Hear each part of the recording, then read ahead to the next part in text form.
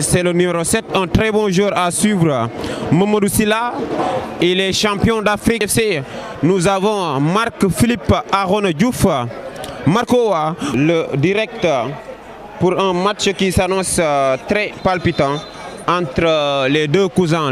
Tous nos amis qui suivent TFC Média, et ça démarre avec Abdoul Aziz Dabar Cissé. Un long ballon de l'autre côté qui va sortir. Et ce sera pour Marc-Philippe Arona Diouf. Marco pour une première relance du côté du Teungueth FC. Aïcha gars yi dal leen jàmm ngeen wax ñu foo leen di seetaane match bi en commentaire. Bu leen fàtte aussi ngeen joxe seen pronostic entre le Teungueth FC et l'US Ouakam. Déviation de Malick Ndoye, Begne, récupéré par Laïus Samba. L'US Ouakam met de l'engagement plutôt dans ce début de match.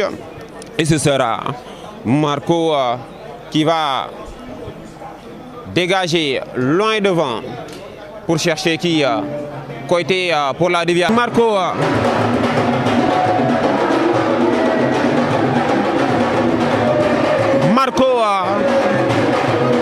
qui va relancer pour le Teungueth FC. Begne qui récupère le ballon et nos cousines du côté de Ouakam sortent ici avec Defsela. Mais c'est un match de football. Bonaventure remet sur Marco.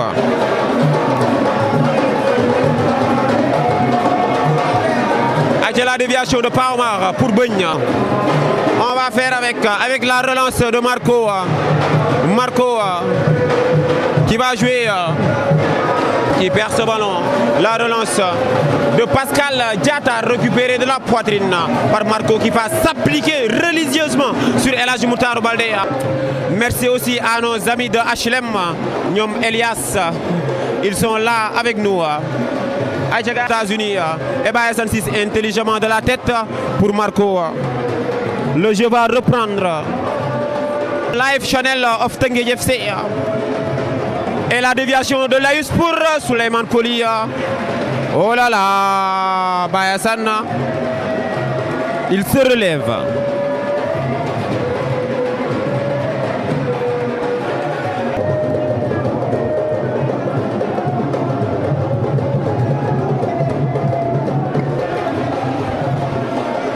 Aïchamon toujours qui va faire une longue ouverture, déviée par Baye Jacques Ndiaye et capté par Marco. Marco, que va-t-il faire? Il va temporiser parce qu'il n'y a personne devant. Il le relance pour Laïus. Et le centre capté par Marco qui va relancer pour Baye Jacques Ndiaye rapidement. De Pascal, récupéré par qui? L'élégant Marco. Marco Yamana Sansé. Et c'est la fin de cette première période ici au stade Iba Mar Diop. Score nul et vierge entre. Ouvrir pour la victoire parce que deuxième jour une victoire, ça serait très important pour l'équipe de TFC. Maintenant du côté de Ouakam aussi, l'équipe ne va pas accepter vraiment de sortir de ce stade sans pour autant am li nga xamanteni mom moy. Aïcha, le match va reprendre de Danemark. Malheureusement pour faute de visa, il est resté, il n'a pas effectué la phase hivernale. Samba Toucouleur dans la profondeur. Marco qui sort bien et couvre. Marco qui va dégager loin devant, une passe pour Mbaye Jacques Ndiaye, le contrôle délicat de Mbaye Jacques Ndiaye, magnifico. Et j'ai bien Abdoul Aziz, attention à ce garçon. Et c'est Marco, mais regardez la passe de Marco. Et jouer avec Alfred du pied droit, le centre va venir. Abdoul Aziz va dévier à Souleymane.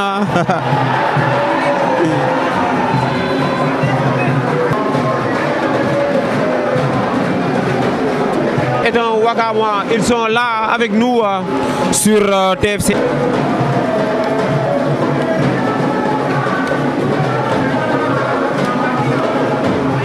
Sydney Lionel. Aïe, le dégagement Alfred pour Abdulaziz Dabakh, bien couvert par Marco, le gardien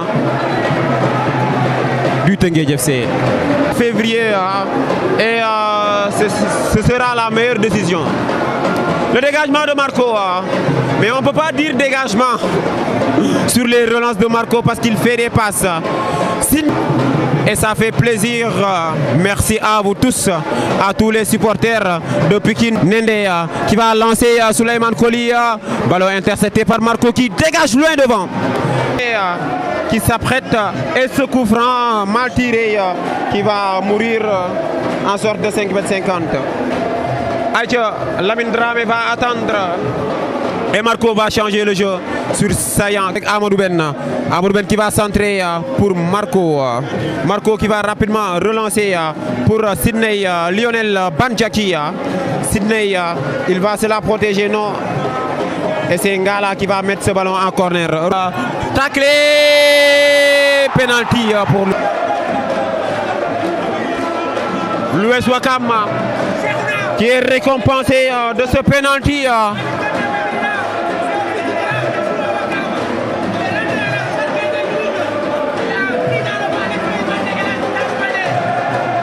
Ce penalty pour les requins de Ouakam.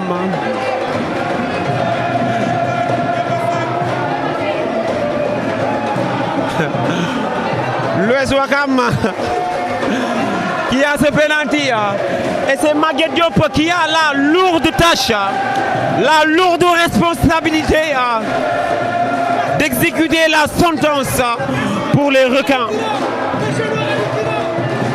Maguette Diop devant Marco qui en a repoussé des tonnes et des tonnes. Il y a le mur de Rufisque devant lui. Le mur de Rufisque, Marco pour son face-à-face avec Maguette Diop. Maguette Diop va-t-il libérer le peuple wakamois? Maguette Diop qui va le frapper. Maguette capté par Marco. Et c'est Marco qui le stoppe. C'est le mur de Rufisque. C'est Marc Philippe Aaron Diouf. Il a pris l'habit musulman et il s'appelle désormais Mohamed Diouf. C'est le meilleur gardien. Le gardien des temps présents. Et ça à venir, Marco. Le mur de Rufisque, le mur de Arafat, le mur de Dialoré qui réalise un grand Dialoré en stoppant ce penalty en toute fin de partie. Quand tu as Marco, tu n'as pas peur. No podemos tener miedo porque habemos el Marco del pueblo. Et ça joue. Waouh, Wakam. Dalen.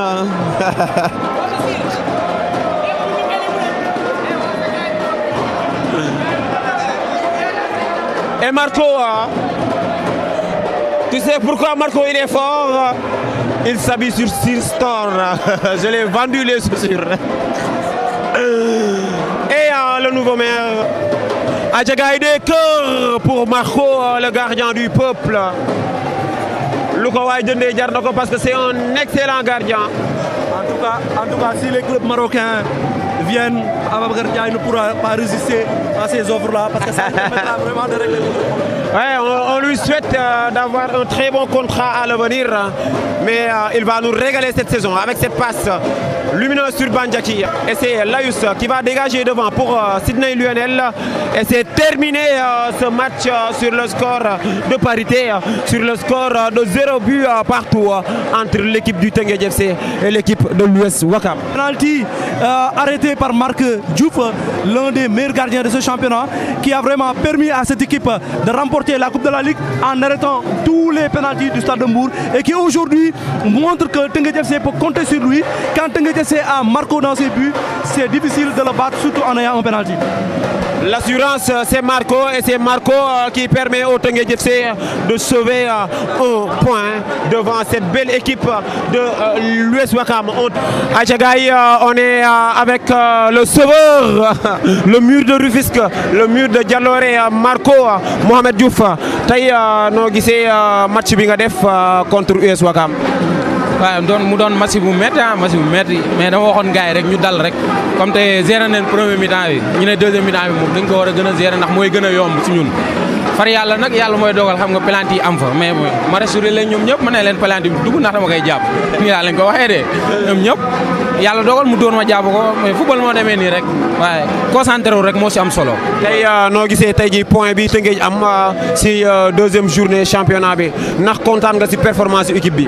waaye match bu métti la woon ndax ñoo dominé commencement ba fin soo ñëwee fii kay dëkku jàmm nga jëlee fi un point loolu lu baax la dañ koy sant yàlla rek waaye. c'est un bon point et tey jii Marco da ngaa sañse ku la sañsel daal yaa ma ko jaay.